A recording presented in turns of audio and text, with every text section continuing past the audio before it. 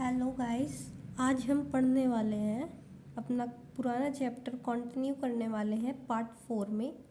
सबसे पहले हम आज पढ़ेंगे there are two types of variable. Macro economics में दो टाइप के वेरिएबल होते हैं। वेरिएबल टू टाइप के होते हैं किसमें? मैक्रो इकोनॉमिक्स में। तो पहला क्या होता है? स्टॉक वेरिएबल और दूसरा फ्लो वेरिएबल। स्टॉक और फ्लो वेरिएबल। सबसे पहले हम क्या पढ़ेंगे? Stock variable. Those variable the quantity of which are measured at a point of time, यानी जिनकी क्वांटिटी हम पर्टिकुलर एक पॉइंट ऑफ टाइम पे, यानी एक पर्टिकुलर पॉइंट ऑफ टाइम पे नापते हैं। सपोज अगर मैंने कह दिया कि इतना स्टॉक मैंने उस डेट को ख़रीदा था। सपोज मैंने क्या करा, एक टी शर्ट का स्टॉक ख़रीदा जिसमें 500 स्टॉक में 500 टी शर्ट थी, और वो मैंने कब ख़रीदा? सपोज मान लो मैंने ख़रीदा वो 22 फरवरी को, 22 को। तो कहने का मतलब ये है कि जहाँ पे हमें पॉइंट ऑफ टाइम दिया होता है, और ये आपका एग्ज़ाम के लिए भी बहुत इम्पॉर्टेंट है क्योंकि एक पर्टिकुलर क्वेश्चन 1 मार्क का ज़रूर आता है स्टॉक और फ्लो वेरिएबल पहचानने में कि कौन सा स्टॉक वेरिएबल है और कौन सा फ्लो वेरिएबल है। जब हम एक पर्टिकुलर पॉइंट ऑफ टाइम की बात करते हैं तो वो कौन सा वेरिएबल होता है? Stock variable. यानी हमने एक पर्टिकुलर डेट दे दी तो वो क्या होगा? Stock variable. स्टॉक वेरिएबल में क्या क्या एग्जाम्पल है? जैसे वेल्थ, यानी मैंने उस दिन इतनी वेल्थ कमाई थी। कैपिटल, पॉपुलेशन, उस दिन इंडिया की पॉपुलेशन या फिर उस साल में इंडिया की पॉपुलेशन इतनी थी। ठीक है। और अगर हम बात करें फ्लो वेरिएबल की, flow variable those variable the quantity of which are measured over a period of time, यानी हम पूरे एक साल के दौरान जिनकी क्वांटिटी मेज़र करते हैं, एक over a period of time, यानी पूरा एक पीरियड लग जाए जिसे हमें मेज़र करने में। यानी वो आ तो रहा है पहले ही, मतलब उसका प्रोडक्शन पहले हो रहा है उस पर्टिकुलर चीज़ का, पर हम कैलकुलेट उसे कब कर रहे हैं? कुछ टाइम बाद कर रहे हैं, over a period of time. तो उसमें क्या आता है? नेशनल इनकम आती है एक आपकी, नेशनल आउटपुट आता है, इन्वेस्टमेंट आता है, डेप्रिसिएशन आता है। तो ये सारे एग्जाम्पल किसके हैं? फ्लो वेरिएबल के। एक क्वेश्चन जरूर आएगा एग्जाम में, आप बोर्ड का एग्ज़ाम दोगे तो वहाँ पे एक क्वेश्चन जरूर आएगा कि स्टॉक वेरिएबल कौन सा है और फ्लो वेरिएबल कौन सा है, या फिर ये कह देंगे कि एक स्टॉक वेरिएबल का नाम लिखिए या फिर एक फ्लो वेरिएबल का नाम लिखिए। जनरली क्लासीफाई करने को आता है कि कौन सा स्टॉक है और कौन सा फ्लो वेरिएबल है। तो स्टॉक वेरिएबल वो होते हैं जो एक पर्टिकुलर पॉइंट ऑफ टाइम के दौरान लिए जाते हैं, और फ्लो वेरिएबल कौन से होते हैं? जो एक over a period of time के दौरान, यानी हमने कुछ चीज़ ले ली पर हम उसे over a period of time, कुछ दिनों बाद बात करेंगे उसके बारे में, तो वो कौन से होते हैं? Flow variable. अब हम बात करेंगे डोमेस्टिक टेरिटरी और इकोनॉमिक टेरिटरी। डोमेस्टिक टेरिटरी क्या होती है? डोमेस्टिक टेरिटरी वो टेरिटरी होती है जिसमें हमारा एक पर्टिकुलर टेरिटरी में पूरा कंट्री का प्रोडक्शन होता है, जिसे हम इकोनॉमिक टेरिटरी भी बोलते हैं। क्या बोलते हैं? Economic territory. Economic territory of a country is different from its political territory. अगर हम इकोनॉमिक्स पढ़ रहे हैं तो सिंपली बात है कि हम इकोनॉमिक टेरिटरी की बात करेंगे, पॉलिटिकल टेरिटरी की तो बात नहीं करेंगे, वो पॉलिटिकल साइंस में बात करेंगे। तो जो इकोनॉमिक टेरिटरी होती है किसी भी कंट्री की, वो डिफरेंट किससे होती है? उसकी पॉलिटिकल टेरिटरी से। It is based on economic criteria. वहाँ पे हम कुछ नॉर्म्स वगैरह फॉलो करते हैं, इकोनॉमिक नॉर्म्स फॉलो करते हैं, रूल्स एंड रेगुलेशंस फॉलो करते हैं। This term is used to estimate domestic production and domestic income. हम डोमेस्टिक टेरिटरी की ही क्यों बात कर रहे हैं? क्योंकि हम इसमें हम क्या कैलकुलेट करते हैं? एस्टिमेट क्या करते हैं? डोमेस्टिक प्रोडक्शन, कि हमारे कंट्री में कितना प्रोडक्शन हो रहा है, इस पर्टिकुलर टेरिटरी में कितना प्रोडक्शन हो रहा है, और डोमेस्टिक इनकम, जितना हमने प्रोडक्शन किया है उससे हमें कितनी इनकम हो रही है, वो सब। इट इंक्लूड्स द फॉलोइंग, इसमें क्या क्या चीज़ें आती हैं डोमेस्टिक टेरिटरी में।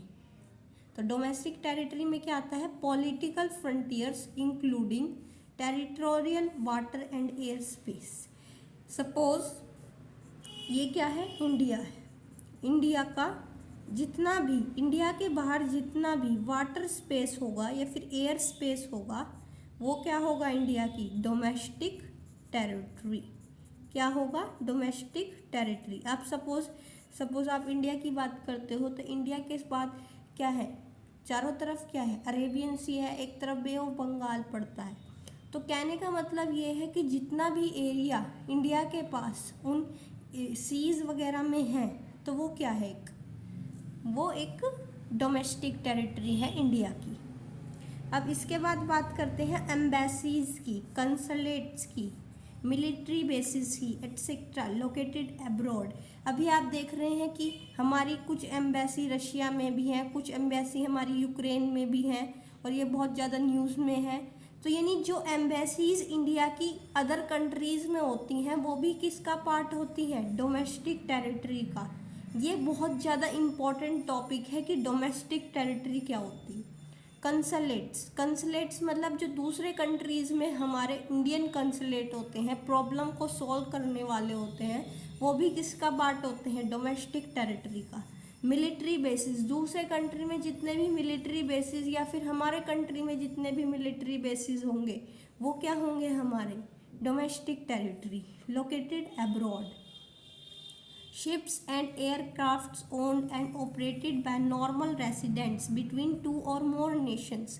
जब शिप और एयरक्राफ्ट खरीदे जाते हैं या फिर ऑपरेट करे जाते हैं नॉर्मल रेसिडेंट्स के द्वारा। नॉर्मल रेसिडेंट्स कौन होते हैं, नॉर्मल रेसिडेंट्स वो होते हैं जो मतलब एक पर्टिकुलर टेरिटरी में रह रहे हैं, इंडिया में रह रहे हैं और उनका इकोनॉमिक इंटरेस्ट भी कहाँ है, इंडिया में, यानी पैसा भी वो इंडिया में खर्च कर रहे हैं और रह भी वो इंडिया में ही रहे हैं, तो उन्हें नॉर्मल रेसिडेंट बोलते हैं। ये जो वर्ड नॉर्मल रेसिडेंट, ये वर्ड नॉर्मल रेसिडेंट का मतलब ये है कि जो पहले से ही इंडिया में रह रहे हैं और उनका इकोनॉमिक इंटरेस्ट भी इंडिया में ही है।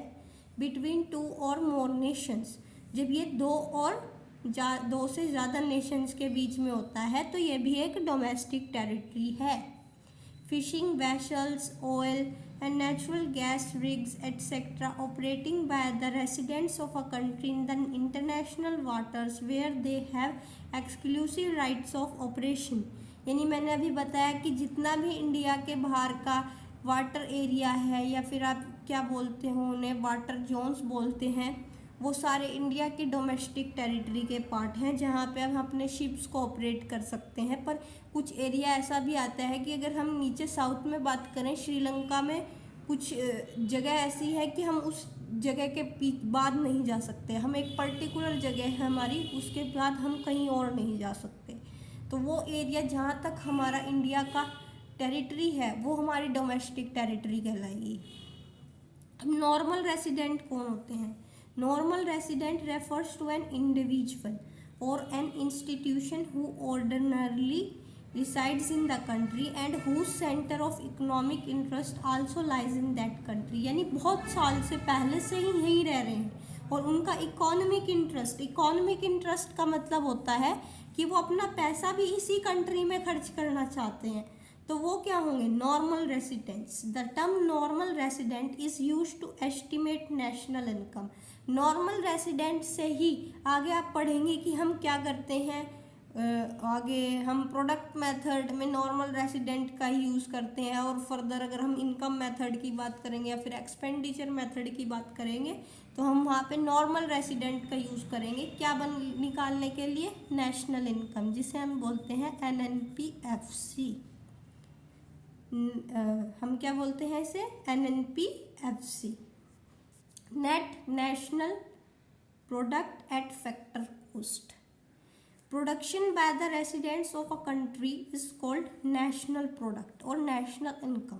इन जनरल सी बात है कि जितने भी रेसिडेंट्स हमारे कंट्री में हैं जो प्रोडक्शन करेंगे वो क्या बताएगा, नेशनल इनकम। जैसे अभी मैंने ऊपर बताया कि जो नॉर्मल रेसिडेंट होते हैं वो क्या करते हैं, कंट्री की नेशनल इनकम निकालने में मदद करते हैं। यही लाइन इन्होंने नीचे कही है, where as production carried out in economic territory, और जहाँ पे प्रोडक्शन कहाँ होगा, एक इकोनॉमिक टेरिटरी में होगा, जिसे हम डोमेस्टिक प्रोडक्ट बोलेंगे, और डोमेस्टिक इनकम, डोमेस्टिक प्रोडक्ट बनेगा उससे हमें इनकम मिलेगी। इसके बाद बात आती है net factor income from abroad. Net factor income from abroad को क्या बोलते हैं हम, NIFA। It is the difference between the factor income received from the rest of the world and the factor income paid to the world। यानी ये क्या होता है, डिफरेंस होता है। जो हमारे लोग बाहर हैं कंट्री के या फिर इंडिया के जो बाहर है, वो जितनी इनकम, सपोज अगर कोई आदमी है वो अपने साथ 100 करोड़ ला रहा है, क्या है वो, NRI। अब सपोज इंडिया में भी NRI होंगे, फॉरेन NRI जो है वो इंडिया से कितना पैसा ले जा रहे हैं, 100 करोड़, और इंडियन NRI बाहर से कितना पैसा लेके आ रहे हैं, मान लो 150 करोड़ ला रहे हैं। तो हमारा जो ये NFIA है, NIFA है, तो इसे हम कैसे निकालेंगे, NIFA को हम क्या करेंगे, फॉरेन जो है इंडियन NRI जो है उसमें से हम फॉरेन NRI को माइनस कर देंगे। यानी जितना पैसा हमारे कंट्री में आ रहा है और जितना पैसा हमारे कंट्री से जा रहा है, तो उसी को ही माइनस करके हमारा क्या आ जाएगा, net factor income from abroad, जो हमारी 50 करोड़ आ जाएगी। कहने का मतलब ये है कि net factor income from abroad का क्या फॉर्मूला होता है, factor income from abroad minus factor income to abroad. यानी हम जितना इनकम बाहर से लेके आ रहे हैं और जितना इनकम हम अपने कंट्री से दूसरों को ले जाने दे रहे हैं, उसको जब माइनस करेंगे तो हमारा क्या आएगा, net factor income from abroad. आज इस वीडियो में इतना ही। अगर वीडियो अच्छी लगी हो तो please like, share and subscribe.